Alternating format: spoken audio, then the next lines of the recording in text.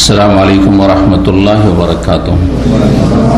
إن الحمد لله نحمده ونستعينه ونستغفره ونعوذ بالله من شرور أنفسنا ومن سيئات أعمالنا. من يهده الله فلا مضل له ومن يضلل فلا هادي له وأشهد أن لا إله إلا الله وحده لا شريك له وأشهد أن محمدا عبده ورسوله صلى الله تعالى عليه وعلى آله وصحبه وسلم تسليما كثيرا. أما بعد، فقد قال الإمام البخاري رحمه الله تعالى: باب من تبرز على لبنتين.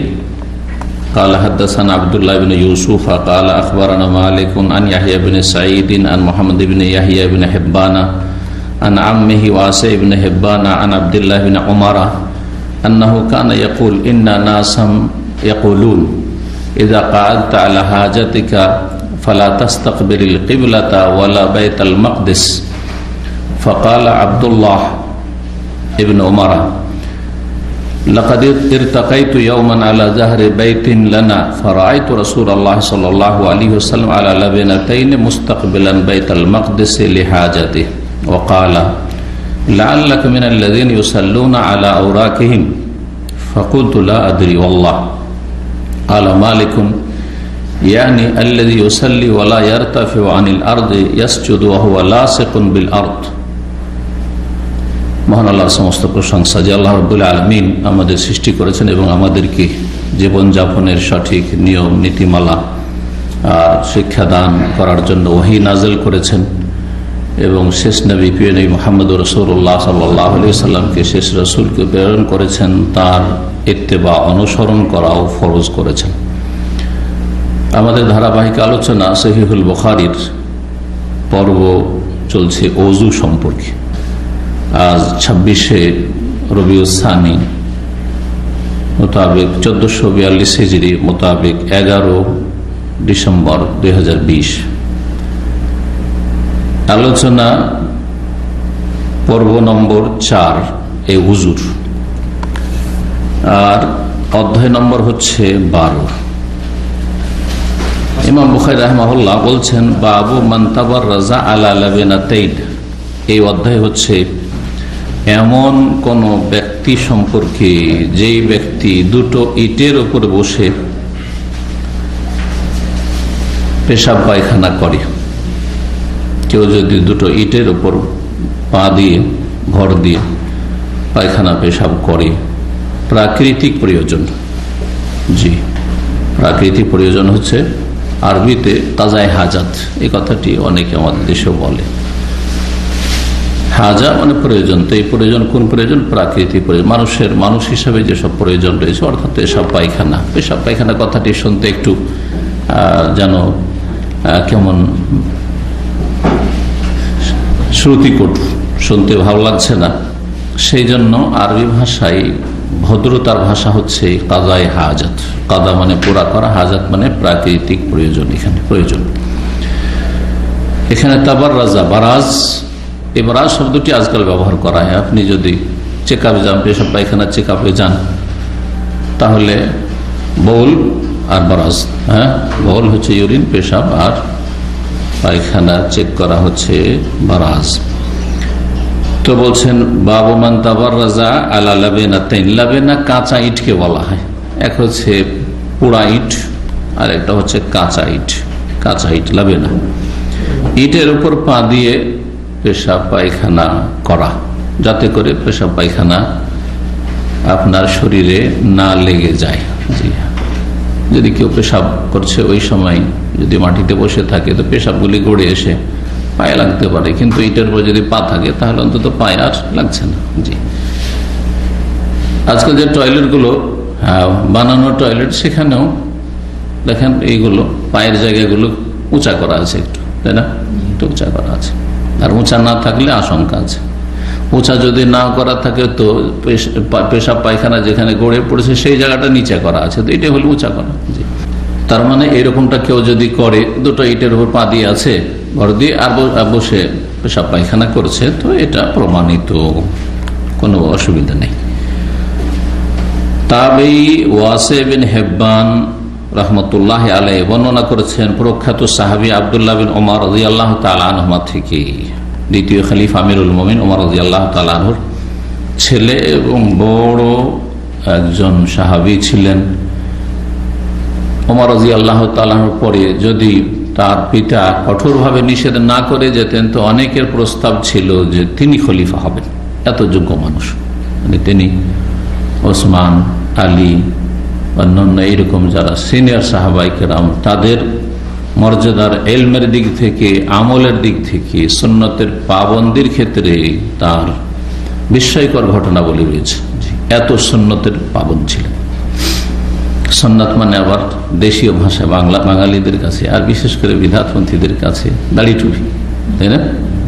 সুন্নতি পোশাক মানে জুব্বা, এগুলো আসলে ভুল। সুন্নাত মানে জীবনের প্রতিটি ক্ষেত্রে রাসূলুল্লাহ সাল্লাল্লাহু আলাইহি ওয়াসাল্লামের আদর্শ মেনে চলা। যেখানে যেটা করেছেন সেটা আকীদার ক্ষেত্রে হোক, ইবাদতের ক্ষেত্রে হোক, আখলাক চরিত্রের ক্ষেত্রে হোক, চলাফেরার ক্ষেত্রে হোক, ব্যক্তি জীবনে হোক, পারিবারিক জীবনে হোক, জিকির আজকারের ক্ষেত্রে হোক, জি, সামাজিক ক্ষেত্রে হোক, মানুষের সাথে চলাফেরার ক্ষেত্রে হোক। একজন মানুষ অসুখ হয়েছে তো আমার সুন্নতি কাজ ওর সাথে, এখানে সুন্নাত।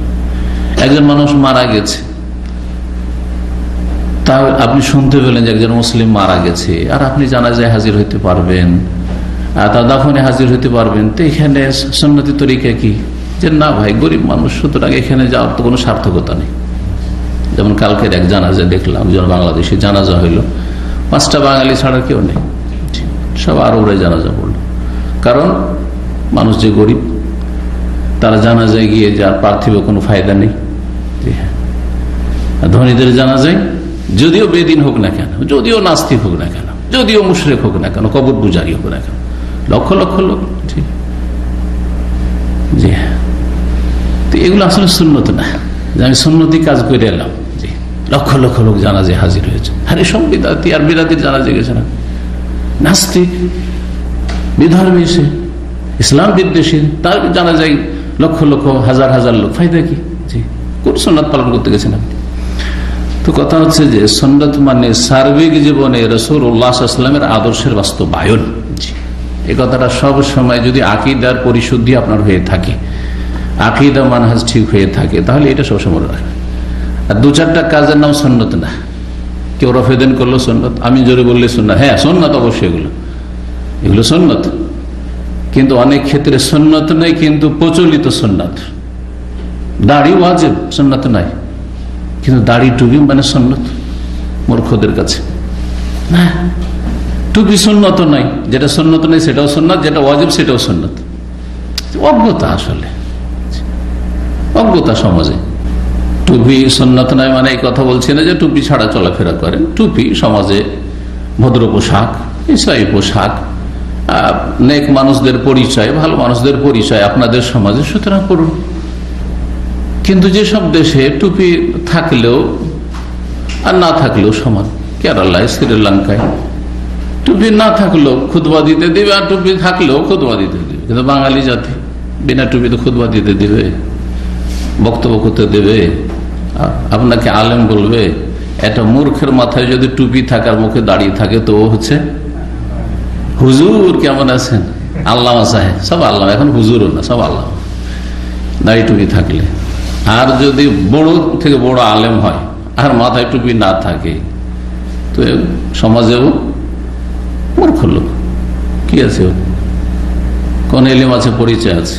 তা আপনার সমাজে যেমন তেমন চলেন, এটা প্রশংসনীয়, ভালো জিনিস অবশ্যই, কিন্তু ভালো হইলেই যে সেটা সুন্নত মোটেই না। ভালো পোশাক প্রশংসনীয়, কিন্তু ভালো পোশাক সুন্নাত। প্যান্ট শার্ট পরলে সুন্নতের খেলাফ পোশাক হয়ে গেল, আর পাঞ্জাবি পরলে, পাঞ্জাবের সাথে সম্পর্কিত, পাঞ্জাবে তাহলে শুরু হয়েছে কাজটা। পাঞ্জাব ভারত পাকিস্তানের একটা প্রদেশ, তাই না? ওইখানে শুরু হয়েছে, সেই জন্য নাম পাঞ্জাবি। পাঞ্জাবি কোন, তাহলে হয়ে গেল ইসলামী পোশাক। যাক, কথা লম্বা না করে আসি। আব্দুল্লাহ বিন উমর রাদিয়াল্লাহু তাআলা আনহু অত্যন্ত সুন্নতের পাবন্দ ছিলেন। জি, সফরে রাসূলুল্লাহর সাথে থেকেছেন, যেখানে যেখানে রাসূলুল্লাহ সাল্লাল্লাহু আলাইহি ওয়াসাল্লাম বসেছেন, অবস্থান করেছেন, ওখানে একটু বসতেন, দেখেন একটু নামি। যদিও এটা তার সুন্নতের সাথে বা নবী সাল্লাল্লাহু আলাইহি ওয়াসাল্লামের আদর্শের সাথে, জীবনীর সাথে অত্যন্ত ভালোবাসার পরিচয়, কিন্তু এটা কোনো সুন্নত নয় যে যেখানে নবী সাল্লাল্লাহু আলাইহি ওয়াসাল্লাম বসেছেন, যে রাস্তা দিয়ে হেঁটেছেন আপনাকে হাঁটতে হবে, যে রাস্তা দিয়ে নবী সাল্লাল্লাহু আলাইহি ওয়াসাল্লাম হিজরত করে এসেছেন ওই রাস্তা দিয়ে মক্কা থেকে মদিনা আসবেন আপনি, এমন কিছু আছে সওয়াবের কাজ? এমন কিছু নাই। রাস্তা বদলেও গেছে, যদিও এই রাস্তা কিন্তু তারিকুল হিজরা বলা হচ্ছে, মানে আনুমানিক চেষ্টা করা হয়েছে যে রাস্তাটি মক্কা থেকে মদিনা আসছে সেটা তারিকুল হিজরার কাছাকাছি, কিন্তু ঠিক ওই রাস্তা দিয়ে একবার এসেছেন রাসূলুল্লাহ সাল্লাল্লাহু আলাইহি ওয়াসাল্লাম এমন কিছু নাই। আল্লাহ কানা ইয়াকুল, আব্দুল্লাহ ইবনে উমর রাদিয়াল্লাহু তাআলা বলতেন, ইন্নান নাসান ইয়াকুলুন, কিছু মানুষরা আছে যারা বলে, কি বলে, এদা কাআতা আলা হাজাতিকা, যখন তোমার প্রাকৃতিক প্রয়োজন পুরা করার জন্য বসবে, তার মানে পায়খানা পেশাবে বসবে, ফালা তাস্তাকবিলিল কিবলাতা ওয়ালা বাইতুল মাকদিসি, তখন তুমি কিবলার সামনে করবে না আর বাইতুল মুকাদ্দাসকে বা বাইতুল মাকদিসকে সামনে করবে না। বাইতুল মুকাদ্দাস বলতে পারেন অথবা বাইতুল মাকদিসও বলতে পারেন, বাইতুল মুকাদ্দাস নয়। তিন রকম বলার প্রচলন আছে, দুটো ঠিক একটা ভুল। বাইতুল মুকাদ্দাস পবিত্র, যাকে আল্লাহ পবিত্র করেছেন, আর না হয় বাইতুল মাকদিস জারফে মাকান, মাকদিস জি দারাবে আজরবা থেকে মদরিব, জি জারফে জামান বা মাকান, জারফের সেগা, তো মাকদিস বলতে পারেন। কিন্তু বাইতুল মুকাদ্দিস পবিত্রকারী ঘর না, পবিত্রকারী নয়, ইসিম ফাইল নয়, হয় ইসিম মফুল মুকাদ্দাস আর না হইলে মাকদিস জারফে মাকান। যারা আরবি গ্রামার বোঝেন তাদের জন্য বললাম, দুটো উচ্চারণ ঠিক। আর আরেকটি যেটা প্রচলিত ভুল, ফাকাল আব্দুল্লাহ বিন ওমর, মানে লোকেরা বলে যে সামনে কিবলা করা যাবে না আর বাইতুল মুকাদ্দাসকেও সামনে করা যাবে না, বাইতুল মুকাদ্দাসকে সামনে করলে কিবলা পিছনে হবে, এটা লোকেরা বলে থাকে। সেটা অনেকের তখন সাহাবায়ে কেরামদের মত ছিল, সেটা ঘরে হোক আর বাইরে হোক। বিষয়টি সাহাবায়ে কেরামদের আমল থেকে ইখতিলাফ চলে আসছে, ঘরে হোক অথবা বাইরে হোক, অর্থাৎ বানা টয়লেটের ভিতরে হোক অথবা খোলা মাঠে হোক, পেশাব পায়খানায় কিবলা সামনে করা যাবে না। আর বাইতুল মুকাদ্দাসও সামনে করা, বাইতুল মুকাদ্দাস উত্তর দিকে মক্কা থেকে, কাবা থেকে, সুতরাং বাইতুল মুকাদ্দাসকে যদি সামনে করেন তো পেছনে হয়ে যাবে কিবলা, তো পেছনেও করা যাবে না, আগে পিছে করা যাবে না। আব্দুল্লাহ বিন উমর রাদিয়াল্লাহু তাআলা আনহুমার ইজতিহাদ এবং মত ছিল যেটা দলিলের দিক থেকে শক্তিশালী, এবং অধিকাংশ আইম্মায়ে কেরামদের মত এটি, অধিকাংশ আইম্মায়ে কেরামদের মত এটি, যে ঘরে আর বাইরের পার্থক্য রয়েছে। আব্দুল্লাহ বিন উমর রাদিয়াল্লাহু তাআলা আনহু সাহাবায়ে কেরামদের মধ্যে তিনি শীর্ষস্থানীয় সাহাবী, যার মত ছিল যে ঘরে হইলে কিবলা আগে পিছিয়ে গেলে অসুবিধা নেই, টয়লেট বানানো টয়লেটের ভিতরে, কারণ সেখানে বেয়াদবির, গত সপ্তাহে বলে বেয়াদবিটা অত প্রকাশ পাচ্ছে না ঘরের ভিতরে। কিন্তু খোলা মাঠে আপনি পেশাব পায়খানা করছেন কিবলা সামনে করে, বেয়াদবিটা সুস্পষ্ট যে সামনে কিবলা, খোলা মাঠ, সেটা কিবলা দেখা যাক আর নাই দেখা যাক। আর যদি কিবলা দেখা যায় তাহলে আরো বেয়াদবি স্পষ্ট, সামনেও করা যাবে পেছনে করা যাবে না। গত সপ্তাহে বলেছিলাম তৃতীয় আরেকটি মত হচ্ছে যে সামনে করা যাবে না কিন্তু পেছনে করা যাবে। তো অধিক সতর্কতা কিসে রয়েছে? হ্যাঁ, গত সপ্তাহে যারা ছিলেন যে আগে পেছনে কোনোটাই করবেন না, আর সেটা ঘরেও করবেন না আর বাইরেও করবেন না। এই মতটি ছিল আবু আইয়ুব আনসারী রাদিয়াল্লাহু তাআলা আনহু, প্রখ্যাত সাহাবী। তিনি যেহেতু এই হাদিসের বর্ণনাকারী, যে তোমরা যখন পেশাব পায়খানায় পূরণ করবে তখন ফালা তাস্তাকবিলুল কিবলাতা বিগায়াতিন ওয়ালা বাউলিন ওয়ালা তাস্তাদবিরুহা ওয়ালাকিন শাররিকু ওয়া গাররিবু। গত সপ্তাহের হাদিস এই হাদিসটি ছিল। তো তার মত ছিল যে ঘরেও চলবে না বাইরেও চলবে না। আর এই ইখতিলাফ তারপরে ফুকাহে কেরামদের মাঝে চলে আসে। ইমাম হানিফা রাহিমাহুল্লাহর মাযহাবে ঘরে হোক আর বাইরে হোক, সামনে হোক আর পিছনে হোক, কোনোটাই চলবে না। অনেক আহলে হাদিস উলামায়ে কেরাম বলছেন যে এটাই ঠিক, অথবা এটাতে রয়েছে অধিক সতর্কতা। আমার মত হচ্ছে এটাতে রয়েছে অধিক আপনার তাকওয়া পরহেজগারি সতর্কতা। যখন ঘর বানাবেন, টয়লেট বানাবেন, তখন আপনি এমন করে বানাবেন যাতে কিবলা সামনেও না করতে হয় পেছনে না করতে হয়। কিন্তু যদি দেখেন যে আমার এইভাবে করতে হচ্ছে তাহলে জায়েজ, অথবা কোথাও হোটেলে অথবা কারো বাড়িতে গেছেন, আপনি ইসলামী সেন্টারে এসছেন আর কিবলা যদি আমাদের এখানে কিবলামুখী হয়ে নাই আলহামদুলিল্লাহ, কিন্তু যদি বানানো থাকে তো জায়েজ, কারণ এরও পক্ষে দলিল আছে, দলিল আসছে। আজকে কয়েকবার করে হাদিসটা আসবে। ইবনে উমর রাদিয়াল্লাহু তাআলা আনহু যে দেখেছেন এবং বর্ণনা করছেন সেই আমলটি রাসূলুল্লাহ সাল্লাল্লাহু আলাইহি ওয়াসাল্লাম। এটি হচ্ছে ইমাম শাফিঈ রাহমাতুল্লাহর মত যে ঘরে জায়েজ সামনে পিছনে করা আর বাইরে জায়েজ নয়। বলছেন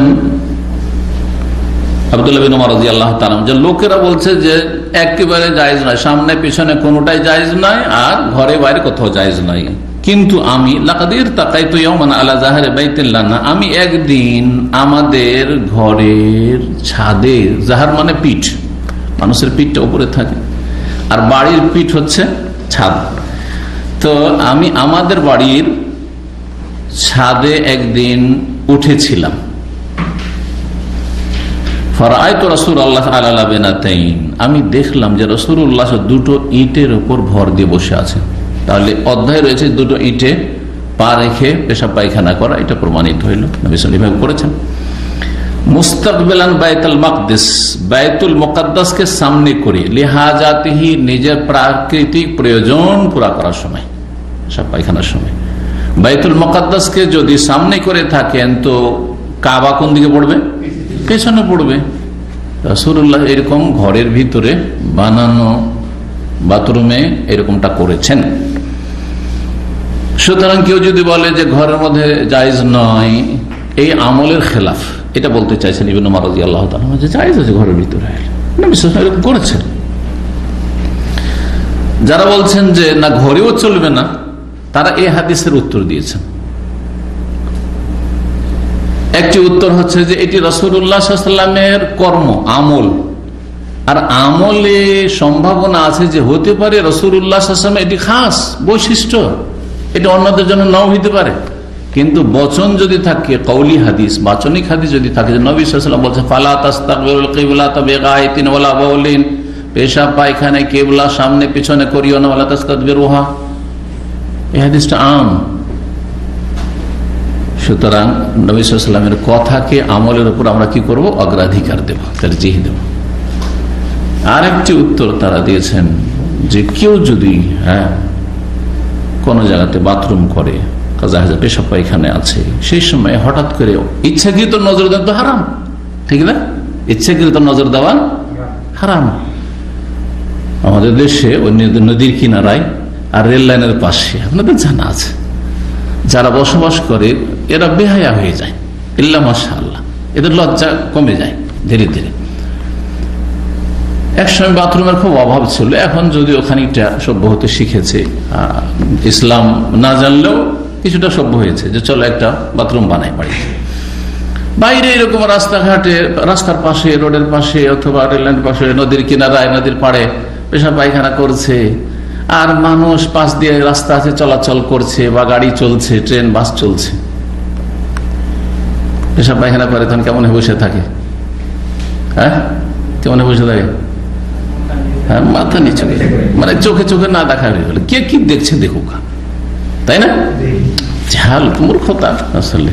আরে আসল এই নয় যে আপনার চোখে চোখে নজর পড়ে গেল, লজ্জা পড়ে গেলেন, না না, আসল হচ্ছে যে আপনার কোন মানুষের চোখের সামনে লজ্জায় স্থান উন্মুক্ত করা খোলা হারাম, কাবিরা গুনাহ, পুরুষ হোক আর নারী হোক, কাবিরা গুনাহ যে কেউ লজ্জায় স্থান খুলবে অন্যের সামনে। লজ্জায় স্থান বলতে সামনে এবং পিছনটা, রানের ক্ষেত্রে না কাবিরা গুনাহ নাই, রান প্রয়োজনে খোলা যেতে পারে, নবী সাল্লাল্লাহু আলাইহি ওয়াসাল্লাম থেকে প্রমাণিত রয়েছে। রানটা হচ্ছে আওরাত, কিন্তু এই আওরাত খাফিফা, হালকা, ঢেকে রাখা ভালো উচিত, কিন্তু মাঝে মধ্যে প্রয়োজনে রান খুলতে পারেন। আমাদের দেশের চাষিরা রান খুলে না, বা কাজকর্মের জন্য কাপড় ছাটে না, কাঁচা বাঁধা, যে জবাব দিয়েছে তারা যে ইচ্ছা করতে কেউ দেখবে না, জায়েজ নাই, অনিচ্ছাকৃত যখন নজর পড়ে, নজর যদি কারোর উপর পড়ে যায় যে পেশাব পায়খানা করছে, আপনি তাকিয়ে থাকবেন না, সাথে সাথে নজরটা অন্যদিকে করবেন। আর তাও যদি কোনো সম্ভ্রান্ত ব্যক্তি হয়, বড় ব্যক্তিত্ব, কোন বড় ব্যক্তি ধরেন, সে পেশাব পায়খানা করেছে আর হঠাৎ করে আপনার নজর পড়ে গেছে, জি আচ্ছা, নবী সাল্লাল্লাহু আলাইহি ওয়াসাল্লাম তৈরিকৃত বাথরুমের ভিতরে পেশাব পায়খানা করছিলেন, সেই সময় কেমন করে নজর পড়লো? টয়লেটের ভিতরে কেউ যদি বাথরুম করে তো নজর পড়তে পারে? পড়বে না? তখনকার যুগে শুধু ঘেরা থাকতো, টাটি, টাটি বুঝেন নাকি? টাটিতে ঘেরা থাকতো, ওপরটা খোলা থাকতো। গ্রামে গঞ্জে এরকম বাথরুম দেখেন নাই? জি, এগুলি তো ছিল আসলে। পাকা বাড়ি কটা লোকের ছিল, জি, বাড়ির পিছনে এরকম ছিল, ওপর খোলা, তাহলে ছাদের উপর ওপর দিয়ে নজর আসতে পারে কিনা? জি হ্যাঁ, যখন আজকাল বাড়িতে বাথরুম তৈরি হয়েছে তখন বাড়িরও ছাদ আছে আর বাথরুমেরও ছাদ আছে, তো ছাদে চড়তেই নজর পড়ে গেছে। আব্দুল্লাহ ইবনে ওমর রাদিয়াল্লাহু আনহু নজর যেমনই পড়ে গেছে নিশ্চয়ই তিনি আর তাকিয়ে থাকেন, সাথে সাথে নজর ফিরিয়েছেন।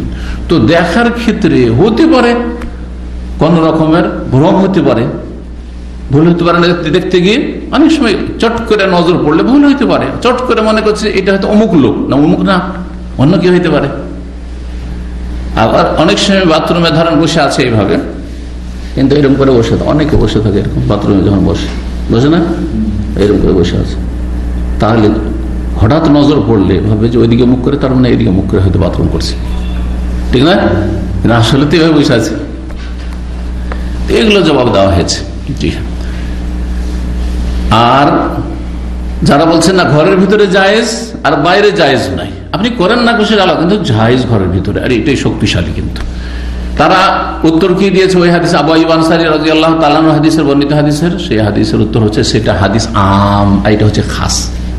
দুটো হাদিসের সমন্বয় করতে, ওই হাদিসে আছে যে কিবলাকে তোমরা সামনে পিছনে করিও না, বলা হয়নি ঘরে না বাইরে, আম হাদিস। আর এই হাদিসে রাসূলুল্লাহ সাল্লাল্লাহু আলাইহি ওয়াসাল্লামের আমল খাস করে দিচ্ছে যে ঘরের ভিতরে রাসূলুল্লাহ সাল্লাল্লাহু আলাইহি ওয়াসাল্লাম কিবলাকে পিছনে করেছেন, বাইতুল মুকাদ্দাসকে সামনে করেছেন। সুতরাং দুটোর উপরে আমল করতে হইলে আমরা বলতে হয় যে বাইরের ক্ষেত্রে আবু আইয়ুব আনসারী রাদিয়াল্লাহু আনহু বর্ণিত হাদিস ফিট করব, আমল করব এটার উপর। আর ঘরের ক্ষেত্রে, বানানো বাথরুমের ক্ষেত্রে আব্দুল্লাহ বিন ওমর রাদিয়াল্লাহু তাআলা আনহু এই হাদিসের উপর আমল করব, যেটাতে নবী সাল্লাল্লাহু আলাইহি ওয়াসাল্লামের আমল বর্ণনা করেছেন। আর একটা মযহাব আছে জাহিরি মযহাব, আর অনেকে আজকাল কিন্তু জাহিরি ফতোয়া দিচ্ছে আমাদের আহলে হাদিসদের মধ্যে, ইলমের অভাবে এবং ফিকহের অভাবে। আর বড় বড় যারা সালাফদের আলেম ওলামা তাদের কিতাবাদি তারা স্টাডি করে না, যার অভাবে। ইবনে তাইমিয়া রাহিমাহুল্লাহর কিতাব পড়ে না, ইবনে কাইয়িম রাহিমাহুল্লাহর কিতাব পড়ে না, শাইখ ইবনে বাজের ফতোয়া কিতাব পড়ে, ইবনে উসাইমিনের কিতাব পড়ে না, হাদিস আছে দিয়ে দিল ফতোয়া, যার ফলে জাহিরি ফতোয়া দিয়ে দিচ্ছে। নিজেকে জাহিরি বলে না, যাকে বলছে আমি আহলে হাদিস সালাফি, কিন্তু আসলে সালাফি মানহাজের উপর নাই, ফতোয়ার উপর নাই, আছে ও জাহিরি ফতোয়ার উপর। জাহিরি ফতোয়া বিভ্রান্তিকর, যে জাহেরি তরিকার ফতোয়া দেয় সে নিজেও গুমরাহ, অন্যকে গুমরাহ করে। জি, যেমন একজন মুফতি কয়েকদিন আগে খুব এই ভয়েসটি ছড়িয়েছে, ফতোয়া দিয়ে দিয়েছে যে হাদিসে তো এসছে যে 7 রকমের ধন সম্পদে বা 7 রকমের বস্তুতে সুদ আছে, রেবা আছে, সুতরাং আর 8 নম্বর পৃথিবীতে কোনো কিছু তো রেবা সুদ নেই।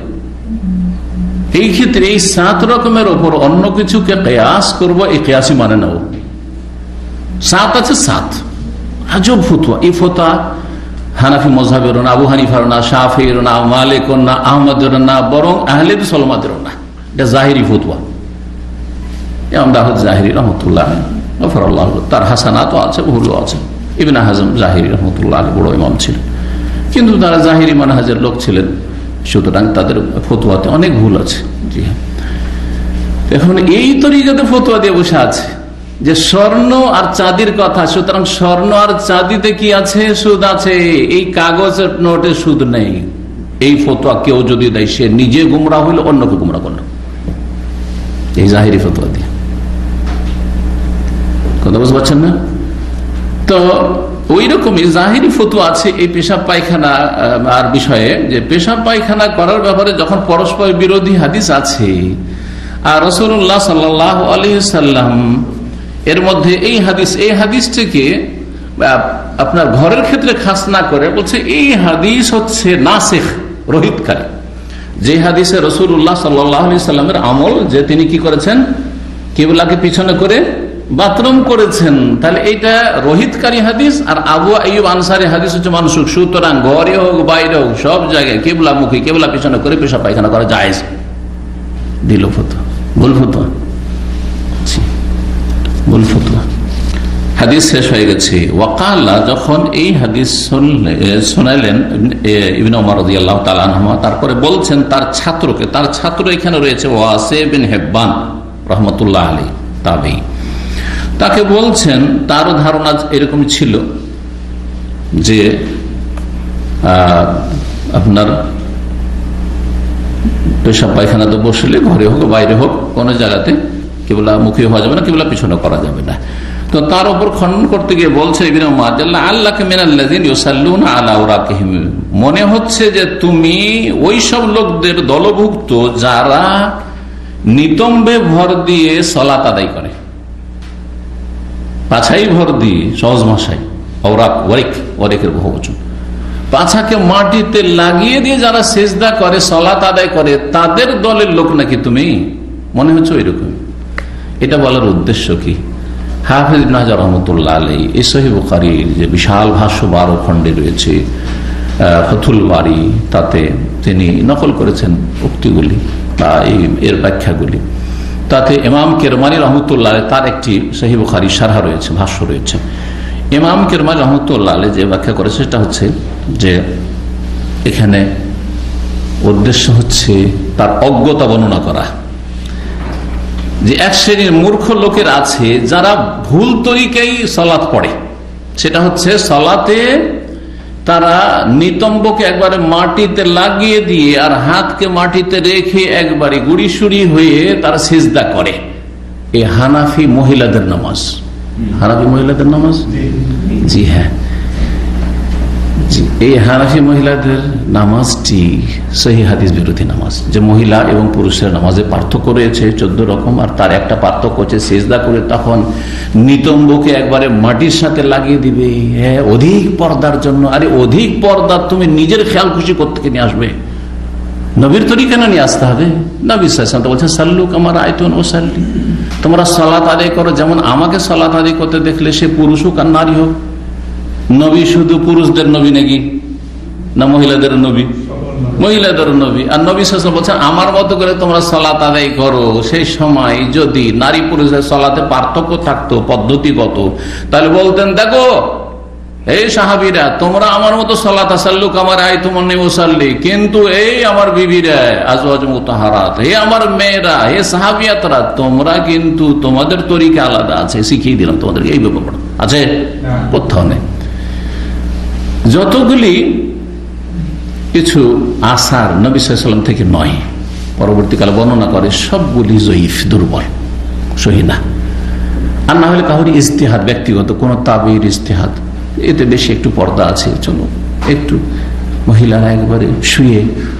অথচ এর বিপরীত হাদিস আছে, যখন তোমাদের কেউ সালাত আদায় করবে, সেজদা করবে, ফালা ইফতার, এসে ইফতিরাশাল কালবে, কুকুরের মতো বিছিয়ে দেবে না। কুকুরকে বসতে দেখেছেন কেমন করে বসে? সামনের পা দুটো লম্বা করে বিছিয়ে দিয়ে বসে। যারা হাতকে এভাবে রেখে দিয়ে সেজদা করবে তাদের বসাটা ঠিক কুকুরের মতো হচ্ছে না? আচ্ছা, কুকুরের কথা কেন বললেন নবী সাল্লাল্লাহু আলাইহি ওয়াসাল্লাম? এমনি বলতেন যে হাত বিছিয়ে দিও না, কিন্তু ইফতিরাশাল কালবে, কুকুরের মতো বসিও না, কাকের মতো ঠোকর দিয়ে সালাত আদায় করিও না। এরকম বিভিন্ন পশু পাখির সাথে তুলনা করেছেন ভুল সালাতগুলি, ভুল নামাজগুলিকে। কি জন্য? রহস্যটা কি জানেন? রহস্য হচ্ছে মুসলিমদের অন্তরে ঘৃণা সৃষ্টি করা এই আমল থেকে, যে এই যে হাত বিছিয়ে সালাত আদায় করছো, তুমি কুকুরের মতো কাজ করলে।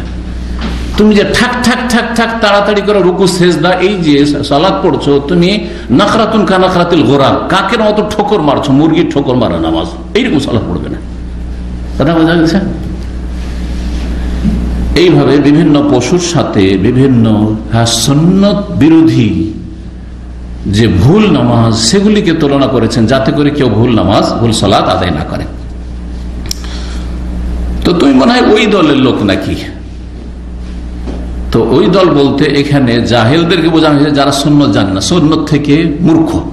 ওই মূর্খ যারা সুন্নত জানে না তাদের তরিকার লোক, ঘরেও চলবে না, বাইরেও চলবে না, কোনো জায়গায় কিবলামুখী হওয়া যাবে না, এরকম কথা বলছো তুমি মনে হয় ওদের।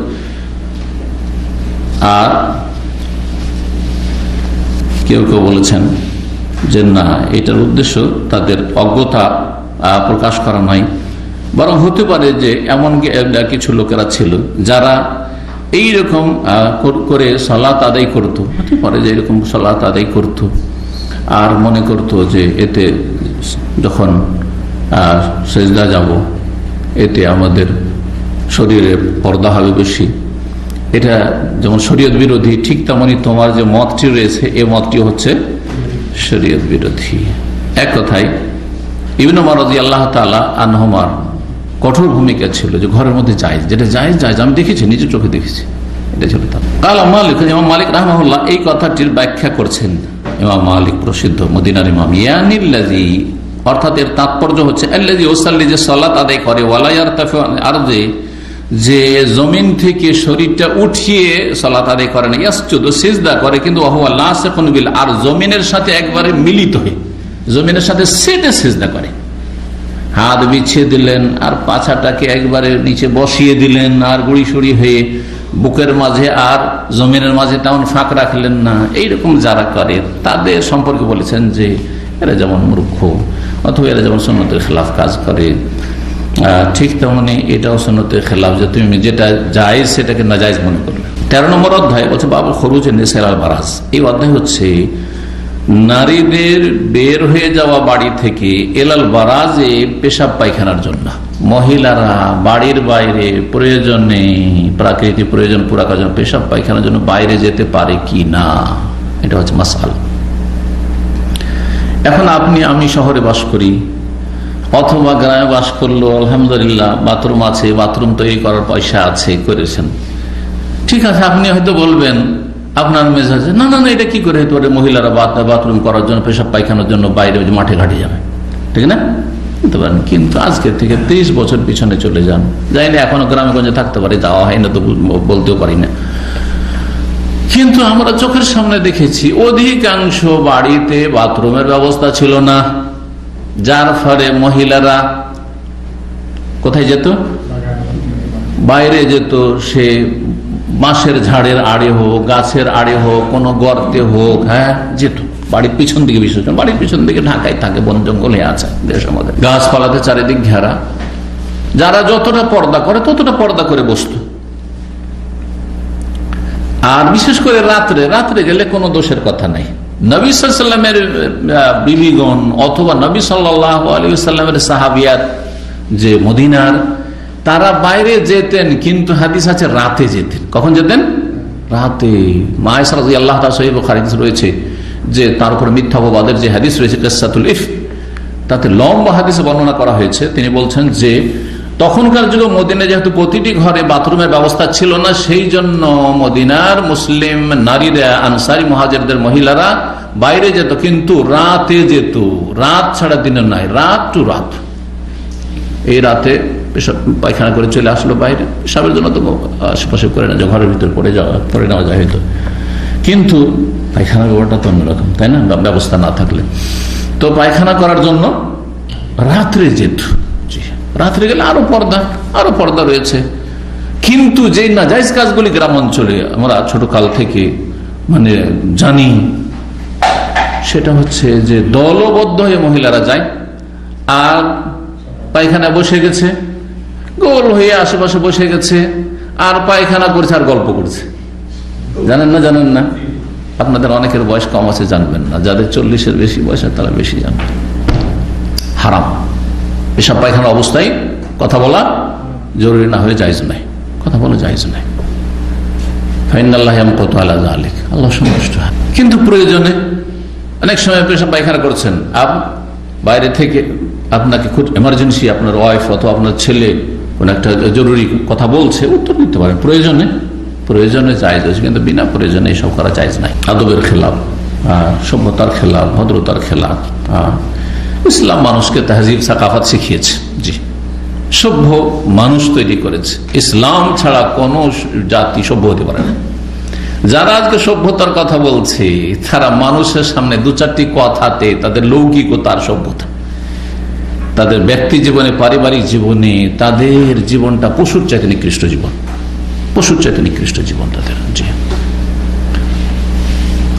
এরা বাথরুম করে পানি নেই না, অথচ পানি রয়েছে। এদের বাথরুমে পানি থাকে না পশ্চিমাদের। আর পশ্চিমা জাতিকে, এই গোরা সাদাদেরকে অনেকে সভ্য মনে করে। জি, এরা যত নোংরা হয়ে থাকে, এরা যত নোংরা বস্তু খায়, সবচেয়ে নিকৃষ্ট নোংরা বস্তু যাকে আল্লাহ স্পষ্ট ভাষায় হারাম করেছেন, লাহমুল খিনজির, শুকুরের গোস্ত তাদের হচ্ছে মূল খাদ্য। মদে ডুবে আছে। যেই জাতি মানে এইরকম। তারপর জেনা ব্যভিচার তাদের কাছে কোনো ব্যাপার না, বরং বিয়ে শাদী করাটা একটা হচ্ছে তুচ্ছ কাজ, তুচ্ছ কাজ। আউযুবিল্লাহ। সারা জীবনটা তাদের এই নোংরামিতে কাটে। সেই জাতি আমার সভ্য? সেই জাতি সভ্য? যেই জাতি শরীরে কাপড় রাখতে চাই না, কাপড় রাখতে চাই না, একেবারে এতটুকু কাপড় রাখে না, হয় রাখে না, কখনো একেবারে বিবস্ত্র, আউযুবিল্লাহ, সেই জাতি আমার সভ্য? তাহলে তো হিংস্র পশু সভ্য। বাঘ, ভাল্লুক, শৃগাল, কুকুর, খেক, শিয়াল, বিড়াল পোশাক পরে না, তাহলে এরা তো আগে থেকে সভ্য। কথা বোঝা গেছে? না না না, মোটেই না। শরীর ঢেকে থেকে একজন মানুষকে যত সুন্দর লাগছে, আপনি কাপড় খুলে দেখেন, প্রথম জামাটা খুললেন, গেঞ্জি গায়ে দিয়ে খারাপ লাগছে, ছবি তুলেন, এমনি বুঝতে পারবেন না যে খারাপ লাগছে, আপনি বুঝতে পারবেন না, অন্যরা বুঝছে।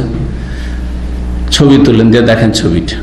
আচ্ছা, আমি একটা আরো ছোট উদাহরণ দিচ্ছি, এটা পরীক্ষিত।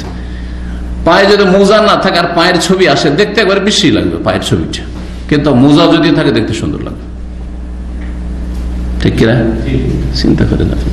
তাহলে বোঝা গেল যে পোশাক জিনাত, আল্লাহ কোরআনটাকে জিনাত বলেছেন। যেমন পর্দা আবরণ, তেমনি জিনাত। জি, মা আয়েশা রাদিয়াল্লাহু তাআলা আনহা থেকে বর্ণিত হাদিস বলছেন, আন আজওয়াজান নবী সাল্লাল্লাহু আলাইহি ওয়াসাল্লাম কুননা ইয়াখরুজনা বিল-লাইল। চলে আসছে এখানে হাদিস। নবী সাল্লাল্লাহু আলাইহি ওয়াসাল্লাম বিবিগণ কুননা ইয়াখরুজনা বিল-লাইল, রাতে তারা বেরোতেন, রাত্রে যেতেন, দিনে নাই। তাহলে যদি সম্ভব হয়, কারো অভাবের কারণে যদি বাথরুমের ব্যবস্থা না থাকে আর মহিলাদেরকে বাইরে যেতে হয়, তো তাদের জন্য উচিত হবে রাত্রে যাওয়া, রাতের অন্ধকারে। রাতের অন্ধকারে, দিনে যাবে না। আজকাল রাতেও তো ফিতনা, শয়তানদের ফিতনা বাইরে, সুতরাং সেখানেও একজন মাহরাম যদি কাছাকাছি থাকে, কেউ দাঁড়িয়ে আছে, কোনো পুরুষ স্বামী অথবা, তাহলে একটা প্রোটেকশন ব্যবস্থা আছে। না হলে আজকাল তো বুঝতে পারছি কি ধর্ষণ হচ্ছে, তাই না? ওটাও খেয়াল রাখতে হবে, যেটা সেই যুগে ছিল না। তারপরে কয়েকজন গেল, আর একটু দূরে দূরে বসলো, আর কেউ কারোর সাথে কথা বললো না, তাহলে অনেকটা নিরাপদ। জি, দিনে যদি একান্ত যেতে হয়, তাহলে বাইরে হইলেও যেন পর্দা থাকে, আশেপাশে কোনো পুরুষ লোক নেই, পুরুষ লোকের নজর আসবে না, এরকম। জি, রাতে তারা বেরোতেন। এজা তাবাররাজান ইলাল মানাসি, যখন তারা পেশাব পায়খানার জন্য যেতেন, কোথায় বেরোতেন? ইয়াখরুজনা বিল-লাইল ইলাল মানাসি, মানাসে নামক এলাকায়। মানাসে নাসা থেকে, নাসা মানে হচ্ছে খালিস, খোলা ময়দান। এই জন্য এর ব্যাখ্যা করেছে ওয়াহুয়া সাঈদুন আফিয়াহ। সাঈদুন মানে হচ্ছে ভূপৃষ্ঠ, এই যে মাটি, জমিন, খোলা মাঠ। আর আফিয়াহ মানে হচ্ছে ওয়াসি, আউসা, প্রশস্ত, প্রশস্ত খোলা মাঠ। এটা কোন দিকে ছিল? বাকির যে কবরস্থান রয়েছে, আমাদের দেশের মানুষরা জান্নাতুল বাকি বলে, তা আমরা বাকি বললে শুনতে ভালো লাগে না, তাই না? যত বিদাতি কথা শুনতে ভালো লাগবে, জান্নাতুল বাকি, জান্নাতুল মুআল্লা, রওজা শরীফ, তাই না? মাজার শরীফ, শুনতে কত সুন্দর লাগছে। কিন্তু শয়তান খারাপ জিনিসকে সাজিয়ে সাজিয়ে পেশ করে। সে খারাপ কাজ হোক অথবা খারাপ কথা হোক, বেদাতি কথা হোক, ওগুলোকে সাজিয়ে পেশ করে। জি, জান্নাতুল বাকি নামে কোনো কিছু নেই আসলে। জান্নাতুল বাকি বলা মানে এটা একটা ভুল ধারণা দেওয়া মানুষকে, যে এই বাকিতে কেউ যদি দাফন হয় তো জান্নাত। অথচ ঈমান এবং নেক আমল ছাড়া, ফরজ ওয়াজিবের হেফাজত ছাড়া, আর সহি আকীদা, বিশুদ্ধ আকীদা, তাওহীদ ছাড়া কেউ জান্নাতে যেতে পারবে না। তার উপরে আল্লাহর রহমত হবে, তখন আল্লাহর রহমত হবে। তাওহীদে নাই, শিরক আছে। আর মদিনায় বাস করে, মদিনায় শিয়া বাস করে, না খাওয়েলা একটা মহল্লা আছে, আওয়ালি। তো কি মনে করছেন যে এইসব গুমরা, যারা নবী সাল্লাল্লাহু আলাইহি ওয়াসাল্লাম বিবিগণের শত্রু, যারা সাহাবায়ে কেরামদের শত্রু, যারা দ্বীন ইসলাম কোরআন সুন্নাহর শত্রু, যারা রাসূলুল্লাহ সাল্লাল্লাহু আলাইহি ওয়াসাল্লাম হাদিসে, বুখারী, মুসলিম, আবু দাউদ, নাসাঈ, তিরমিজি, ইবনে মাজাহ কিছু বিশ্বাসী নয়, বরং তাদের অনেকেই অনেক ফিরকা, যারা কোরআনে কারীমে সন্দিহান, যারা খোলাফা রাশেদিনকে আবু বকর, ওমর, ওসমান, আলী, এই তিনজন, আবু বকর, ওমর, ওসমান, তাদেরকে মুসলিম মনে করেন। আউযুবিল্লাহ, এত সহজ জান্নাত? হ্যাঁ, তাদের ইসলামের খোঁজ খবর নিতে হবে যে ইসলাম আছে কিনা। জি হ্যাঁ, কারণ কোরআন যদি অস্বীকার করে থাকে, কোরআনে আল্লাহ বলছে আমি রাজি, হারেরা বলছে রাজি না। কোরআন অস্বীকার, কোরআন অস্বীকার। এত সহজ নয় যে বেদাতি আকীদা নেই, মদিনায় কবর নেওয়ার জন্য ভারত বাংলাদেশ থেকে অনেকে আসে, পয়সাওয়ালারা অনেক বড় বড় আলেমরা এসছে, বেদাতি আলেমরা এসছে, মদিনায় কবর, মদিনা শরীফে কবর নেব, জান্নাতুল বাকিতে বসে আছে, বছরকে বছর থাকছে। সুফি আকিদা নিয়ে, শিরকি আকিদা নিয়ে, বিদাতি আকিদা, হুলুল আর ওয়াহদাতুল উজুদের আকিদা নিয়ে, আর এখানে মক্কা মদিনা মারা গেছে। জান্নাত এত সহজ? তো সহজ নয়। তো এই খোলা মাঠে যেতেন, এই বাকির দিকে খোলা জায়গা ছিল। ফাকানা ওমর রাদিয়াল্লাহু তাআলা আনহু ইয়াকুলু লিন নবী সাল্লাল্লাহু আলাইহি ওয়াসাল্লাম বলতেন, ওহুজুব নিসাকা, নবী সাল্লাল্লাহু আলাইহি ওয়াসাল্লামের কাছে আসতেন পর্দা নাযিল হওয়ার আগে। ওমর রাদিয়াল্লাহু বলতেন, ইয়া রাসূলুল্লাহ, পর্দা করা উচিত, আমাকে ভালো লাগছে না যে আপনার বিবিদেরকে বরফাজের দেখবে, কারণ পর্দার হেজাবের বিধান নাযিল 6 হিজরিতে, দেরি হয়ে নাযিল হয়েছে। মদিনা আসার পরে 5 বছর পর নাযিল হয়েছে। মক্কাতে পর্দার হুকুম যতদিন নাযিল হয় ততদিন পর্যন্ত চেহারা ঢাকতো না মহিলারা, কারণ আল্লাহ হুকুম করেনি চেহারা ঢাকার, হাত ঢাকার, হাত চেহারা এগুলো খোলা থাকতো। কিন্তু যেমনই হিজাবের আয়াত নাযিল হলো, ইউদনিনা আলাইহিন্না মিন জালাবিবিহিন্না, এই আয়াত যখন সূরা আহজাবে নাযিল হইল, তখন নবী সাল্লাল্লাহু আলাইহি সাল্লামের বিবিগণ, তারপরে সাহাবিয়াত সবাই তখন একটা চোখ খুলে, তখনকার পাতলাই কাপড় ছিল না, নিকাবের ব্যবস্থা ছিল না, মোটা মোটা কাপড়, তখন ঘোমটা টেনে একটা চোখ দিয়ে রাস্তা দেখে রাস্তার কিনারা কিনারা মহিলারা চলতেন। তো ওমর রাদিয়াল্লাহু তাআলা বেশ কিছু বিষয়ে তলব করতেন বা মন থেকে চাইতেন যে আল্লাহ এটা হইতো, আল্লাহ এটা হইতো। তার মধ্যে একটি ছিল হেজাব, পর্দা। আল্লাহ পর্দার বিধান তুমি নাযিল করে দাও, মহিলারা এরকম চেহারা করে চলাফেরা করবে, এটা ভালো লাগছে না। আল্লাহ তার মতের অনুকূলে ওহী নাযিল করেছেন অনেক বিষয়, তার মধ্যে এটা একটি বিষয়, বেশ কিছু বিষয় ছিল। পর্দা নাযিল হওয়ার আগ পর্যন্ত বাইরে যেতেন, আর পর্দা নাযিল হওয়ার পরেও, যে ইফকের হাদিসে রয়েছে যে পর্দা নাযিল হওয়ার পরেও রাসূলুল্লাহ বিবিগণ রাতের বেলা মাঝে মধ্যে যেতেন, বাইরে যেতেন। জি হ্যাঁ, 2-3 একসাথে গেলেন আর কাজা হাজাত করে আসলেন, কারো বাড়িতে ওইরকম ব্যবস্থা অনেকে ছিল না। বলতে ওহুজুব নিসাকা, আপনার বিবিদের আপনি হেজাবের ব্যবস্থা করুন, হেজাবের নির্দেশ দিন। ফালাম ইয়াকুন রাসূল ইয়াফআলু, কিন্তু রাসূলুল্লাহ সাল্লাল্লাহু আলাইহি ওয়াসাল্লাম এই কাজটি করতেন না। কেন করতেন না? শিথিলতা ছিল না, তিনি নিজে আগে বেড়ে কিছু করতেন না। অমায়ান্তিকু আনিল হাওয়া, সূরা নাজম আল্লাহ বলেছেন, নিজের পক্ষ থেকে কোনো কথা বলতেন। আল্লাহ বলেনি চেহারা ঢাকতে, আমি কেন বলবো? এখনো তো হুকুম আসেনি। ধীরে ধীরে ইসলামের বিধানগুলি 23 বছরে নাযিল হয়েছে, একবারে নাযিল হয়নি। বড় হিকমত ছিল, কারণ কাফের মুশরিক 360টা মূর্তির পূজা করছে মক্কার অলিতে গলিতে, আর কাবার চারিদিকে 360টা মূর্তি। আর তাদেরকে যদি একবারে বলা হয় মদ হারাম, চেহারা খোলা হারাম, হ্যাঁ, এই 5 ওয়াক্ত তোমাকে সালাত পড়তে হবে, এই সিয়াম রাখতে হবে, এই যাকাত দিতে হবে, বলছি এতগুলি পারবো না, বাদ, সব বাদ, মুরতাদ হয়ে যেত, তাই না? মুসলমানই হইতো না। না, আস্তে আস্তে আস্তে আস্তে আস্তে আস্তে ইসলাম কমপ্লিট নাযিল হওয়ার পরে আস্তে আস্তে চলবে না। অর্থাৎ আপনি আজকে ইসলামী সেন্টারে এসছেন, আর আপনি কোন একটা মাসলা জিজ্ঞাসা করছেন, যে মাসলাটা সালাতের মাসলা নয়, অন্য কিছু জিজ্ঞাসা করছেন। ধরেন আপনার বিবির চেহারার কথা বলছেন, আমি বলবো যে না, জায়েজ, জায়েজ আছে না, কারণ ওহী নাযিল হয়ে আছে যে চেহারা ঢাকতে হবে, সুতরাং বলবো আপনাকে।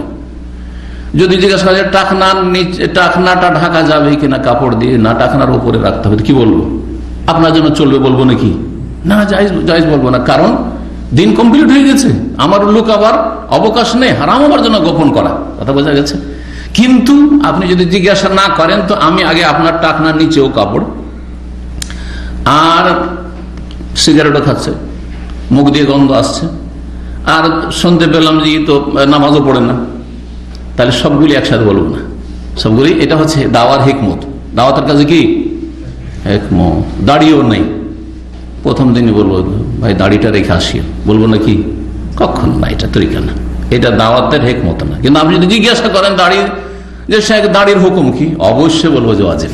আপনি জিজ্ঞাসা করে ফেলেছেন, আমাকে সহি কথা বলতে হবে না, কিয়ামতে ফেসে যাবো।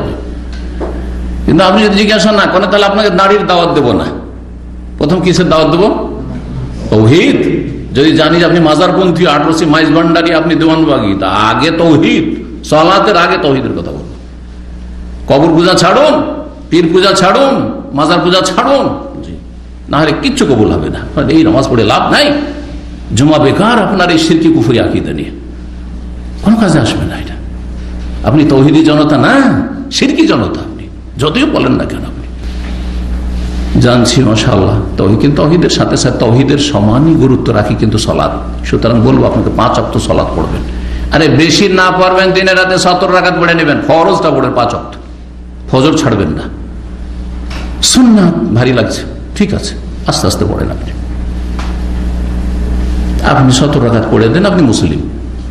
বুঝা গেছে না? এটাকে বলা হয় তাদাররুজ ফি দাওয়া। দাওয়াতের ক্ষেত্রে ধাপে ধাপে বাড়তে হবে, স্টেপ বাই স্টেপ। জি, আপনি বেহায়া পরিবারের মেয়ে বিয়ে করে নিয়ে এসছেন, আর নিয়ে আসার পরে একবারে লাগাম টেনে ধরেছেন, কি করবে মহিলা? পালিয়ে গিয়ে কোন খারাপ ছেলের সাথে পালিয়ে যাবে। কোন হুজুরের পাল্লাতে পড়েছিলি, হ্যাঁ ঠিক না? আপনি প্রথম যেতেন না, আপনিও বেহায়া পরিবারে, বেদিন পরিবারে যেতেন না, যখন গিয়েছেন তো আস্তে আস্তে লাগাম টানে, আস্তে আস্তে রশি টানে, আস্তে আস্তে। আল আহাম্ম ফাল মুহিম, যেটা বেশি গুরুত্বপূর্ণ আর গুরুত্বপূর্ণ সবই। আবার আমাদের কাছে এটা নেই, যেমন অনেকে বলে এই হাইজ নেফাসের মাসলা, এই সুন্নতের মাসলা, আপনারা এগুলো নিয়ে কেন বাড়াবাড়ি করেন? আরে রফেদান আমিন জোরে আসতে যাই করুক সারা জীবন বলবেন না, এটা ভুল কথা। অবশ্যই বলতে হবে, কিন্তু গুরুত্বপূর্ণ আর অধিক গুরুত্বপূর্ণ, বুঝা গেছে না? গুরুত্বপূর্ণ আর অধিক গুরুত্বপূর্ণ। আপনি যখন গ্রামে যাবেন দেখবেন যে বড় রোগ, ঠিক ডাক্তার কাছে যখন রুগী আসে, একটা লোক এসছে করোনা রুগী, আর তার সাথে তার মেলাগুলি রোগ আছে, আরো রোগ আছে, মেলা রোগ আছে। ডাক্তার সবগুলি একসাথে ওষুধ দিবে, এতগুলি নাকি? দেখবে যে যেটা রোগ ভালো করা এখন জরুরি, না হলে লোকটা এক্ষুনি মারা যাবে। হ্যাঁ, করোনা আক্রান্ত, এখন করোনা চিকিৎসা করি, বাকিগুলো থাক, একে বাঁচিয়ে রাখি, কমসে কম বাঁচিয়ে রাখি, আস্তে আস্তে সুস্থ হলে তখন অন্য ওষুধগুলো দেবো। নবী সাল্লাল্লাহু আলাইহি ওয়াসাল্লাম করতেন না, কারণ আল্লাহর হুকুম হয়নি, নিজের পক্ষ থেকে কোনো কিছু বলতেন না, অপেক্ষায় ছিলেন যে ওহি আসলে তখন বলবেন। ফাখারাজাত সাউদাতু বিনতু জামা যাওজুন নবী সাল্লাল্লাহু আলাইহি ওয়াসাল্লাম লাইলাতাম মিনাল লায়ালি ইশাআন, একদিন এশার সময় নবী সাল্লাল্লাহু আলাইহি ওয়াসাল্লামের সহধর্মিণী সাউদা বিনতে জামা, সাউদা রাদিয়াল্লাহু তাআলা আনহা, তিনি বেরিয়েছেন। নবী সাল্লাল্লাহু আলাইহি ওয়াসাল্লামের প্রথম বিবি কে? খাদিজা। 2 নম্বরে কে বলতে পারেন? দেখি একটু কতটা নবীর জীবনী, সিরাতুন নবী। 2 নম্বরে কাকে বিয়ে করেছেন? হ্যাঁ, সাউদা রাদিয়াল্লাহু তাআলা। আইডিয়া তো বললেন না? হ্যাঁ, সাউদা রাদিয়াল্লাহু তাআলা। 3 নম্বরে আয়েশা রাদিয়াল্লাহু তাআলা। আয়েশা রাদিয়াল্লাহু, আর ছোট ছিলেন তিনি। সাউদা রাদিয়াল্লাহু তাআলা আনহা একদিন রাতে বেরিয়েছেন এশার সময়। ওয়াকানাত ইমরাতান তাওয়িলা, তিনি কিন্তু খুব লম্বা রমণী ছিলেন, উঁচা, জি, দীর্ঘকায়ী ছিলেন, জি। ফানাদাহু ওমর রাদিয়াল্লাহু তাআলা আনহু পছন্দ করতেন না যে নবীর বিবিরা জায়েজ হলো কেন যাবে বাইরে, রাতে হইলো কেন যাবে, শক্ত ছিলেন কিন্তু ওমর রাদিয়াল্লাহু তাআলা, দিনের ক্ষেত্রে কঠোর ছিলেন। ওমর রাদিয়াল্লাহু তাআলা সাউদাকে ডাক দিচ্ছেন, আলা শোনেন, আলা শোনেন, কাদ আরাফনাকি ইয়া সাউদা, হে সাউদা, আপনাকে আমি চিনে ফেলেছি, আপনাকে আমি রাতের অন্ধকারে হলো কি করেছি, চিনতে পেরে গেছি। কেন এই কথা বললেন? বলছেন হিরসান আলা আইয়ানজিলাল হিজাব, এই আগ্রহ নিয়ে এবং এই কথার জন্য উদ্গ্রীব হয়ে যে যাতে করে হেজাবের বিধান নাজিল হয়ে যায়, আর নবী সাল্লাল্লাহু আলাইহি বিবিগণ বাইরে না যান, আর যদি যেতে হয় তাহলে চেহারা ঢেকে যান। যদিও সেটা এশার সময় ছিল, রাতের অন্ধকারে, এমন না যে লাইটিং হয়ে আছে এখনকার মতো, অন্ধকার, বাড়িতে তো লাইটের ব্যবস্থা থাকতো না। মায়েশা রাদিয়াল্লাহু তাআলা বলছেন, নবী সাল্লাল্লাহু আলাইহি ইন্তেকালের সময় বা নবী সাল্লাল্লাহু আলাইহি ওয়াসাল্লামের শেষ জীবনে তাহাজ্জুদ পড়ছেন, আর আমি দেখছি বিছানায় নেই, কোথায় গেছে? তো যদি সতীন থাকে আর বিছানায় না পায় স্বামীকে, তাহলে শয়তান কি ওয়াসওয়াসা দিবে? অন্য কারো কাছে গেছে, তাই না? এই পালপিটেশন শুরু হয়ে গেছে। তারপরে আমি খুঁজে দেখি কোথাও অন্ধকারে আছে নাকি। দেখছি যে নবী সাল্লাল্লাহু আলাইহি ওয়াসাল্লাম সিজদায় লুটিয়ে পড়ে আছেন, ওয়া রিজলাহু মানসুবাতান, আর 2 পা এইভাবে দাঁড়িয়ে আছে সিজদায় যেমন থাকে। নবী সাল্লাল্লাহু আলাইহি ওয়াসাল্লাম দোয়া করছেন সিজদায় পড়ে, সুবহানাল্লাহ। তো এইরকম খুঁজতে কেন হলো? এরকম করে খুঁজছেন আঁধারে, হাত হারাচ্ছেন যে কোথায় আছে। কেন বলছেন তিনি, ওয়াল বুয়ুতু ইয়াওমাইযিন লাইসা ফিহা মাসাবিহ, ওই জামানায় আমাদের বাড়িতে কোনো প্রদীপের ব্যবস্থা থাকতো না, আলোর ব্যবস্থা থাকতো না। মাঝে মধ্যে একটু চর্বি জ্বালিয়ে আলো করে নিলাম, খাওয়া দাওয়া করে নিলাম, কাজ কাম সেরে নিলাম, অন্ধকার, তারপরে অন্ধকার।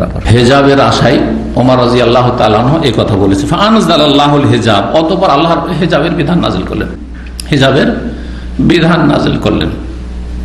এই হাদিস থেকে বেশ কিছু বিষয় জানা যায়। তার মধ্যে একটি হচ্ছে যে মহিলারা প্রয়োজনে পেশাব পায়খানার জন্য বাইরে বেরোতে পারবে, কিন্তু উত্তম হচ্ছে রাতে, দিনেও প্রয়োজন হলে জায়েজ, কিন্তু যেন পুরুষদের দৃষ্টিগোচর না হয়, চোখে না পড়ে পেশাব পায়খানার অবস্থা। আর কি জানতে পারলেন দেখি, এর নাম হচ্ছে ইস্তেমবাত। একটা হাদিস থেকে অনেক মাসাইল বেরোতে পারে।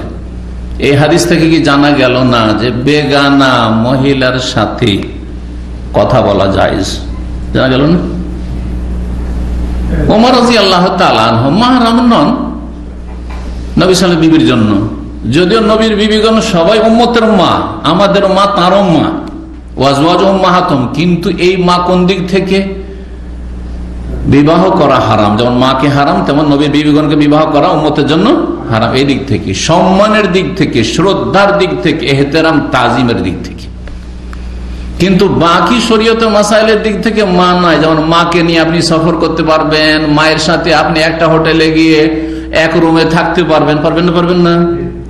মায়ের সাথে নির্জনে গল্প করতে পারবেন। নবীর বিবিগণের সাথে সাহাবায়ে কেরামদের এসব জায়েজ ছিল না? জায়েজ ছিল না। তাহলে নবী সাল্লাল্লাহু আলাইহি ওয়াসাল্লামের বিবিগণকে যে মা বলা হয়েছে সেটা বিশেষ বিশেষ বিষয়, যেদিকে ইঙ্গিত করলাম।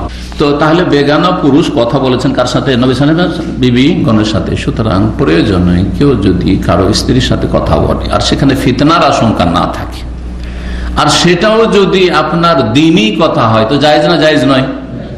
ধরেন একজনের শেখকে, কোন আলেমকে মাসলা জিজ্ঞেস করছে কোন মহিলা, জায়েজ না? জায়েজ নয়? সরাসরি এসে জিজ্ঞাসা করে, জায়েজ নয়? এখানে এসে কেউ যদি জিজ্ঞাসা করে, জায়েজ। টেলিফোনে জিজ্ঞাসা করে, জায়েজ নয়? জায়েজ। আওয়াজ শোনা জায়েজ, জি। কিন্তু সামনে এসে কথা বললে বা জিজ্ঞাসা করলে, জিজ্ঞাসা করুক কিন্তু চেহারা ঢেকে কথা বলতে পারে। কথা বোঝা গেছে? চেহারা হচ্ছে হিজাব, ঢাকার বস্তু, সুতরাং শরীর ঢাকা থাকবে। আর কথা হিজাব নাই, যে কথা যেন মহিলার না শুনতে পায় কোনো পুরুষ, এমন কথা নাই। তবে এমন কথা শোনানো যাবে না পুরুষদেরকে যেই কথাতে আকর্ষণ রয়েছে। সঙ্গীত শোনাচ্ছে আজকাল ইউটিউবে, কিছু শিল্পী গোষ্ঠী আছে, সাবালিকা মেয়েদেরকে দিয়ে কি করছে, কি বলছে ওগুলোকে, এদের জাগরণী, অথবা তাদের ভাষায় আপনার কি বলছে, ইসলামী গান, ইসলামী গজল, ইসলামী সঙ্গীত। হারাম, এগুলো হারাম। কারণ এগুলোতে কি আছে? আকর্ষণ আছে। আর একটা যুবতী যদি 16 বছর 18 বছরের মেয়ে হয়ে যায়, সাবালিকা মেয়ে, সব এগুলো, এইসব মেয়েদের যদি কেউ যদি গজল শোনায়, সঙ্গীত শোনা শুরু করে, তাহলে আমাদের বক্তব্য শুনবে? এলেম শিখবে? কার কোন আলেমের লেকচার শুনবে না তো। কারণ আমাদের ভাষাতে তো আর ওই আকর্ষণ নেই, ফেতনা নেই। এখানে তো শয়তান আসে না, শয়তান আরো তাড়াইবে, এই এতক্ষণ ধরে কেমন করে শুনবি 1 ঘন্টার লেকচার। আর মহিলা যদি ঘন্টার পর ঘন্টা যদি গান গায়, গীত গায়, তো শুনতে মজা লাগবে। কারণ শয়তান ওখানে কাছে আছে, শয়তান বলছে শোন, চল জাহান্নামে আমার সাথে। এই জন্যই কোরআন তেলাওয়াত, মহিলার কোরআন তেলাওয়াত,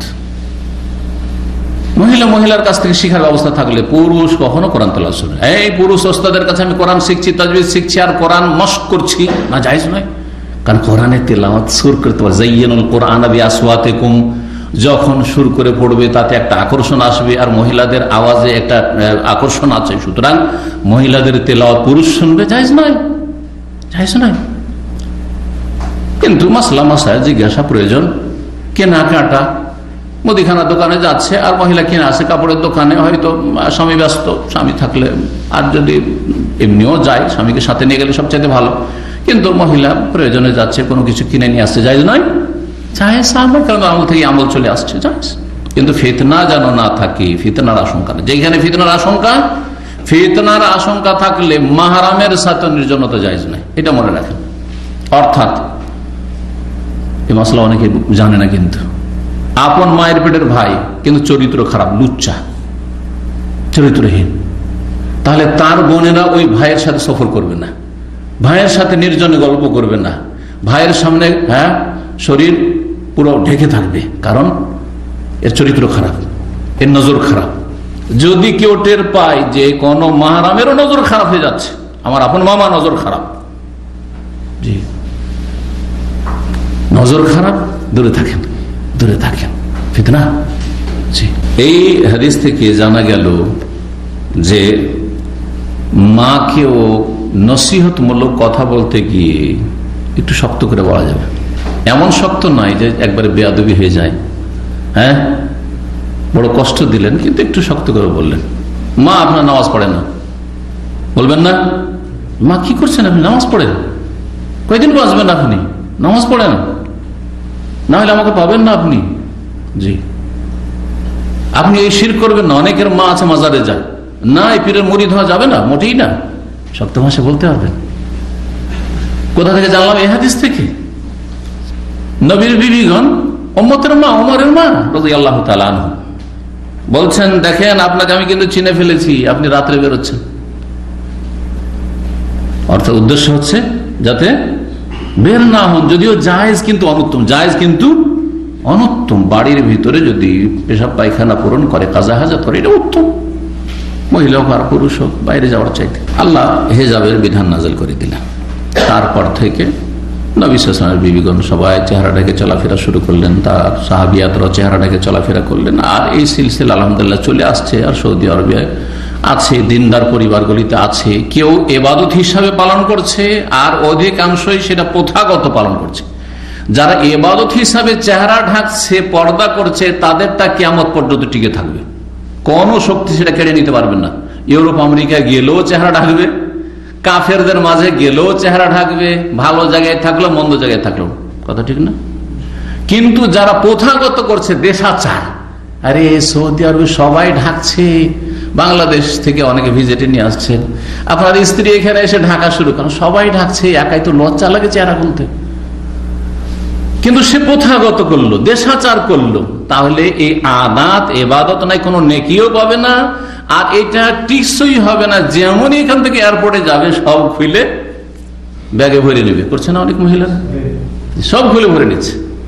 আমি যখন ইউরোপ গেলাম, লন্ডন গেলাম, অনেক মহিলা আমাদের সাথে জেদ্দা থেকে চাপলো, আর বিভিন্ন দেশের, তার মধ্যে আরব দেশেরও, বিভিন্ন আরব আশেপাশের বিভিন্ন দেশের, এক কথা এখান থেকে তো ফ্লাইট বিভিন্ন জায়গা থেকে আসে, আর তারপরে এখান থেকে ট্রানজিটে যায় পাকিস্তান থেকে।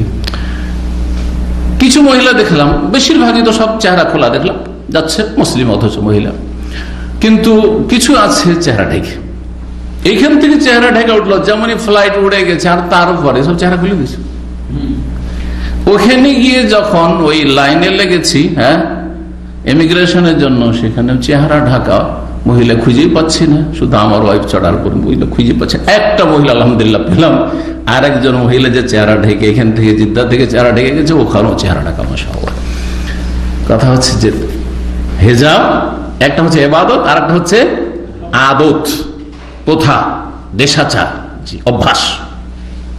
অভ্যাস বদলানো যায়, কিন্তু ইবাদত বদলানো যায় না। আমার ইবাদত টিকে থাকবে। সুতরাং আপনি যা কিছু করবেন ইবাদত হিসাবে করবেন, নেকিও পাবেন, এবং সেটা স্থায়ী হবে। সেটা আল্লাহর জন্য করছেন আপনি, দিনের জন্য করছেন আপনি, জান্নাতে যাওয়ার জন্য করছেন, জাহান্নাম থেকে বাঁচার জন্য করছেন। সেটা গরমেও করবেন আর শীতেও করবেন। কারণ যতই গরম হোক না কেন, সৌদি আরবের গরম অথবা গরম দেশের গরম, এসি নেই বাংলাদেশে, কত গরম, তারপরে কুল নারু জাহান্নামা আসাদ্দ হাররান, এর চাইতে অনেক গরম, অনেক তাপ থাকবে জাহান্নামে। সেই জাহান্নাম থেকে বাঁচার জন্য চেহারা ঢাকা মহিলাদের।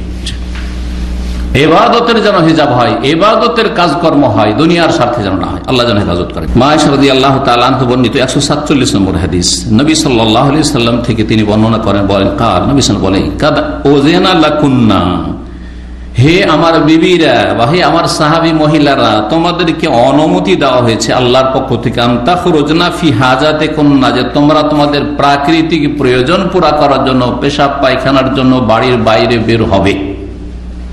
কি করা হয়েছে? অনুমতি দেওয়া হয়েছে। কার পক্ষ থেকে? তাহলে নবী সাল্লাল্লাহু আলাইহি ওয়াসাল্লাম যদি বলেন শরীয়তের বিষয় যে আপনাদেরকে অনুমতি দেওয়া হয়েছে, তোমাদেরকে অনুমতি দেওয়া হয়েছে, কার পক্ষ থেকে? আল্লাহর পক্ষ থেকে। নবীকে অনুমতি দেনেওয়ালা কে? আল্লাহ। তাহলে আল্লাহ অনুমতি দিয়েছেন যে তোমরা পেশাব পায়খানা করার জন্য বাড়িতে ব্যবস্থা না থাকলে বাইরে যেতে পারবে। জি হ্যাঁ, এখনো পারবে, কিন্তু শর্ত হচ্ছে পর্দা, যেন বেহায়াবে পর্দা হয়ে নয়, রাস্তাতে যাওয়ার পথে আসার পথে এবং পেশাব পায়খানা পুরা করার সময় সেই সময় যেন কোনো পুরুষের নজর না আসে অথবা মহিলারও নজর না আসে। কারণ মহিলাকে দেখা যায় না। আবার আমাদের দেশে কিন্তু একটা অজ্ঞতা আছে, পুরুষরা পুরুষের সামনে কিন্তু খুব সতর্ক ঢাকে, কিন্তু মহিলার ক্ষেত্রে কিন্তু নির্লজ্জ। মহিলাদের সামনে শরীর খুলে দেওয়াটাকে খুব হালকা মনে করে। না, এটা নয়, একই রকম। যেমন একজন পুরুষের সামনে লজ্জাস্থান ঢাকা ফরজ, ঠিক তেমনি মহিলার সামনে লজ্জাস্থান ঢাকা ফরজ। কতটা খুলতে পারবে চেহারা, মহিলার সামনে মাথা খুলতে পারবে, এটা মহিলার সামনে যেমন আমরা খুলে থাকি।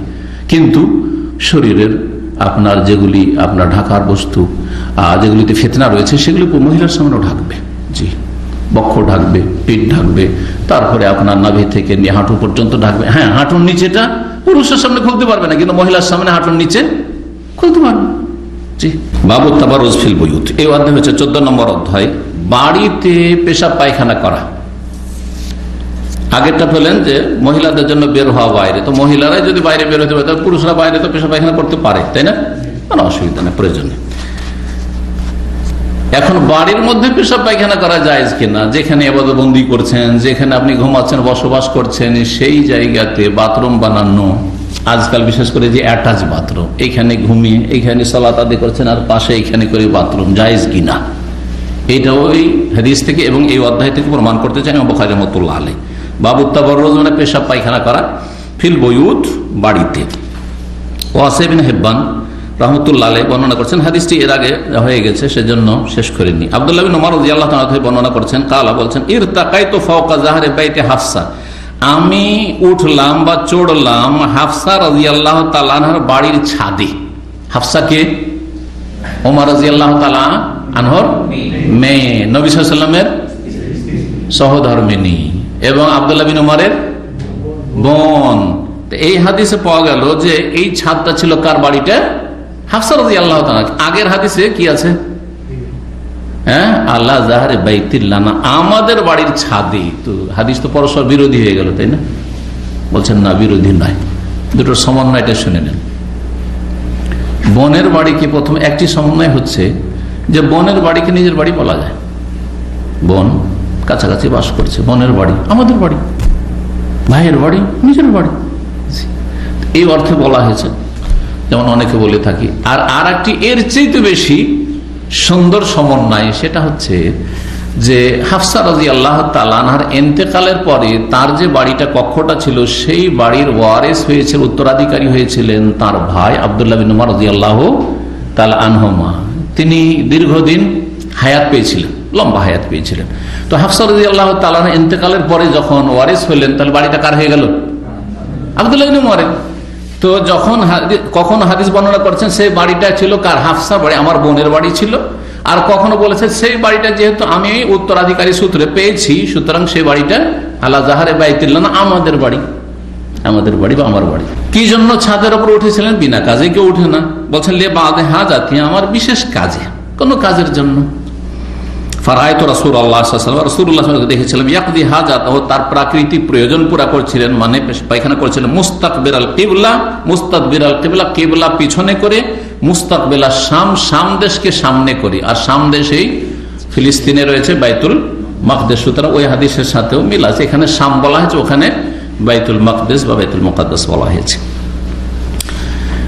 149 নম্বর হাদিস, সেই হাদিসটি এই সেম হাদিস। ওয়াসি বিন হিব্বান রাহমাতুল্লাহ আলাইহি বলছেন যে আন্না আব্দুল্লাহ বিন উমর রাদিয়াল্লাহু তাআলা আনহু আখবারাহু, আব্দুল্লাহ বিন উমর রাদিয়াল্লাহু তাআলা তাকে জানিয়েছেন, লাকাদ যাহারতু যাতা ইয়াউমিন আলা যাহরি বাইতিনা, আমি একদিন উঠেছিলাম, যাতা ইয়াউম মানে একদিন, আলা যাহরি বাইতিনা, আমাদের বাড়ির ছাদে। এখানে আসলে আমাদের বাড়ির ছাদে। ফারাইতু রাসূলুল্লাহ, আমি রাসূলুল্লাহ সাল্লাল্লাহু আলাইহি ওয়াসাল্লামকে দেখেছিলাম, কায়েদান আলা লাবাতাইন, দুটো কাঁচা ইটের উপর বসেছিলেন পা রেখে, মুস্তাকবিলা বাইতুল মাকদেসে, বাইতুল মাকদেসকে, যেটা প্রথম কিবলা 16-17 মাসের কিন্তু কিবলা, মদিনা আসার পর রাসূলুল্লাহ সাল্লাল্লাহু আলাইহি ওয়াসাল্লাম আগের কিবলা ছিল রোহিতকৃত। প্রথম মদিনা এসে নবী সাল্লাল্লাহু আলাইহি ওয়াসাল্লাম বাইতুল মুকাদ্দাসকে সামনে করে সালাত আদায় করেন, তারপরে কিবলার পরিবর্তন হয়েছে, যেটা আর সূরা বাকারাতে আল্লাহ বর্ণনা করেছেন সায়াকুলু সুফাহু মিনান নাস মা ওয়াল্লাহুম আন কিবলাতিহিম আল্লাতী কানু আলাইহা, তাহওয়িল কিবলার পরিবর্তনের কথা। বাইতুল মুকাদ্দাসের সামনে করে, তো বাইতুল মুকাদ্দাসকে সামনে করলে কাবা কোন দিকে হয়? পিছনে হয়। এইভাবে রাসূলুল্লাহ সাল্লাল্লাহু আলাইহি ওয়াসাল্লামকে দেখেছি। হাদিসগুলোর ব্যাখ্যা বিস্তারিত এর আগে হয়ে গেছে। এখানে আজকের আলোচনা শেষ করছি। আল্লাহ রাব্বুল আলামিন যেন আমাদের নেক আমল কবুল করেন, আমাদের এলেম আমলে বরকত দান করেন, আমাদের হায়াতে রুজিতে বরকত দান করেন। যেসব ভাইরা এসেছেন অথবা অনলাইনে শুনছেন শুনবেন, আল্লাহ সকলকে যেন উত্তম প্রতিদান দান করেন এবং তাদের সার্বিক জীবনে বরকত দান করেন। সমস্ত বালা মুসিবত থেকে আল্লাহ যেন হেফাজত করেন। সারা বিশ্বের সমস্ত মুসলিম ভাই বোনদের আল্লাহ যেন হেফাজত করেন। সমস্ত ফিতনা থেকে বালা মুসিবত থেকে আল্লাহ যেন বাঁচিয়ে রাখেন। সুবহান রাব্বিকা রাব্বিল ইজ্জাতি আম্মা ইয়াসিফুন ওয়া সালামুন আলাল মুরসালিন ওয়ালহামদুলিল্লাহি রাব্বিল আলামিন।